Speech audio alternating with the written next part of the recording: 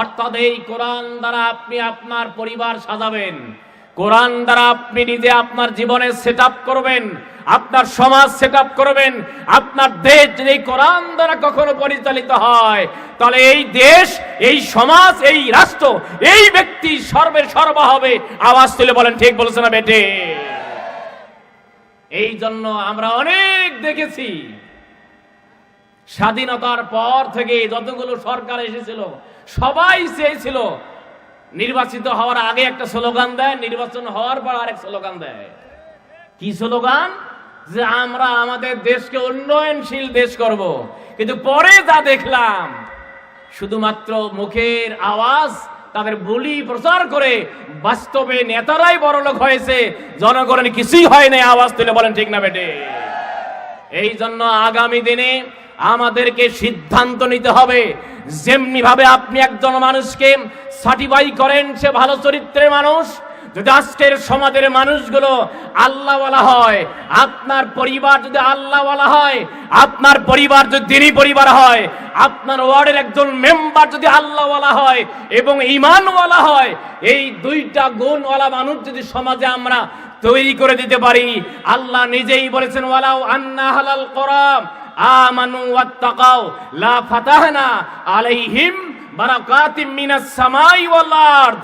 যেই সমাজের মানুষগুলো দুইটা গুণ অর্জন করতে পারবে, একটা হলো ঈমানওয়ালা আর একটা হলো আল্লাহওয়ালা, এই দুই গুণ যদি আমরা তৈরি করে সমাজপতিদের নির্ধারিত করতে পারি, নির্বাচিত করে দিতে পারি, আল্লাহ বলেছেন আমি ওই সমাজ, ওই রাষ্ট্র, ওই পরিবারের জন্য আসমান এবং জমিনের উন্নয়নের দরজা খুলে দেবে কে? আর জবানটা খুলে বলতে হবে কে? যতই বলি না কেন, যতদিন পর্যন্ত এই কোরআন দ্বারা দেশ পরিচালিত হয় নাই, সমাজে শান্তি আসিবে? একটা আওয়াজ করে বলেন আসিবে? প্রমাণ দেই, রাসূল সাল্লাল্লাহু আলাইহি সাল্লামকে সাদিক বলেছিল 40 বছর।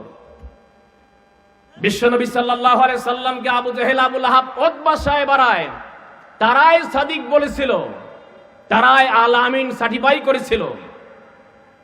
তার চরিত্র দেখে, তার আমল আখলাক দেখে, তার আচার আচরণ লেনদেন দেখে তারাই তাকে সাদিক বলেছিল। কিন্তু যখন বিশ্বনবী সাল্লাল্লাহু আলাইহি সাল্লাম দ্বীনের দাওয়াত দিতে লাগলেন, আবু জেহেল, আবু লাহাব, উতবা সাহেবা আর রাসূলকে মানতে পারে? জোরে বলেন পারে? রাসূল 40 বছর পর্যন্ত অনেক চেষ্টা করেছেন। আজকের যুব সমাজ চাইলে এটা গানের আয়োজন করতে পারতো কি পারতো না? তারা কোরআন শোনার ব্যবস্থা করেছেন। আল্লাহর নবী ওই জাহেল সভ্যতায় ওই সময়ের যুব সমাজদেরকে একত্রিত করেন একটি সংগঠন দাঁড় করিয়েছিলেন, যার নাম হিলফুল ফুজুল। রাসূল তার ওই সময়ের যুবকদেরকে নিয়ে সংগঠন দাঁড় করিয়েছেন। কিন্তু তারপরেও ওই সভ্যতার পরিবর্তন হয় নাই, কারণ ওই সময়ে দেশ পরিচালনায় ছিল আবু জেহেল লানাতুল্লাহি আলাইহি, যেই ব্যক্তি মানব রচিত সংবিধান দিয়ে দেশ পরিচালনা করেছিল। আওয়াজ তুলে বলেন ঠিক বলছ না বেঠে?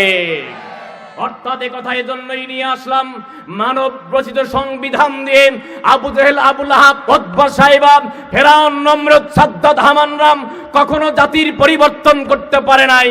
এটাই বাস্তব। ততদিন পর্যন্ত জাতির ভাগ্যের পরিবর্তন হবে না যতদিন পর্যন্ত আল্লাহর কালাম দ্বারা দেশ শাসিত হবে।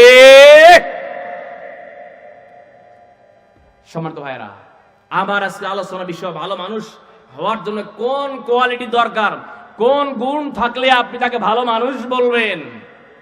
কয়েক গ্রামে একটি কথা আছে, কয় বাইরে ফিটফাট, ভিতরে কি?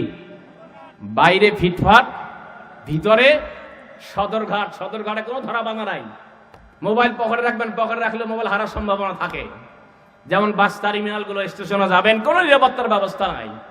অর্থাৎ আমি এই কথা এই জন্যই বললাম, কিছু সমাজের মানুষ আমরা দেখতে পাই চেহারা সুরতে মনে হয় আল্লাহর ওলি, কিন্তু ভিতরের খবর একেবারে বাজে অবস্থা। আওয়াজ তুলে বলেন ঠিক বলছ না বেঠে? আমরা বাইরে ফিটফাট হব, ভিতরেও ফিটফাট হব, কারণ ইমানদার কলিজায় ভয় রাখে কার? আর আওয়াজ তুলে বলতে হবে কার? আমরা আল্লাহর ভয় রাখবো। আল্লাহর ভয় যদি কলিজায় থাকে, তাহলে ওই বান্দার বাইরেও যা হবে ভিতরেও তাই হবে। কথা বলেন ঠিক কিনা?